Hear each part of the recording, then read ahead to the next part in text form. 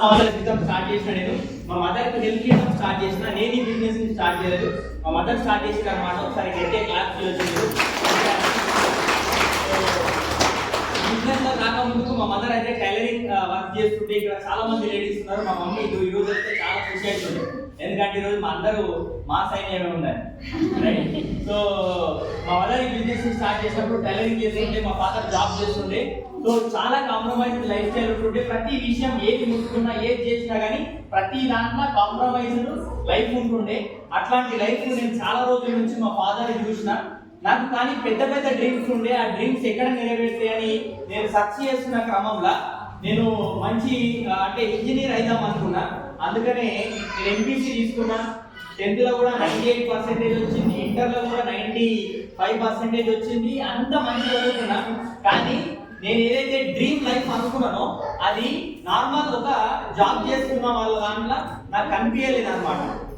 అంటే నేను ఎవరిని చూసినా అంటే నాకన్నా మంచిగా చదువుకున్న సీనియర్స్ చూసిన వాళ్ళ లైఫ్ ఎట్లున్నదంటే రిటైర్మెంట్ అయ్యేసరికి అప్పటికి కూడా ఇంకా కొంచెం ఇన్కమ్ వస్తే బాగుండు అనేటట్టే ఉన్నది. కానీ అది మంచిగా పైసలు వస్తున్నాయి, జీవితం హ్యాపీ గడుపుతామని ఇవ్వలేదు లేదు. డాక్టర్ల అంతే ఉంది, లాయర్ల అంతే ఉంది, ప్రతి ఒక్కరిది అంతే ఉన్నది. మరి అది చూజ్ చేసుకుంటే నాకు కూడా అంతే ఉంటుంది. ఎస్ఆర్లో అందుకని నేను ఒక డిసిషన్ తీసుకున్నా.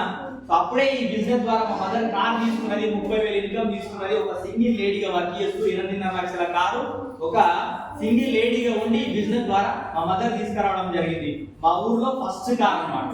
రైట్. సో అప్పుడు తీసుకొచ్చినప్పుడు నాకు మంచిగా అనిపించింది. డిసిషన్ తీసుకొని అప్పుడు బిజినెస్ చేయాలని నాకు ఇంట్రెస్ట్ వచ్చి కొన్ని మీటింగ్స్ అటెండ్ అయినప్పుడు ఇట్లా చాలా మంది బిజినెస్ గా సక్సెస్ అవుతున్న వాళ్ళు ఉన్నారు.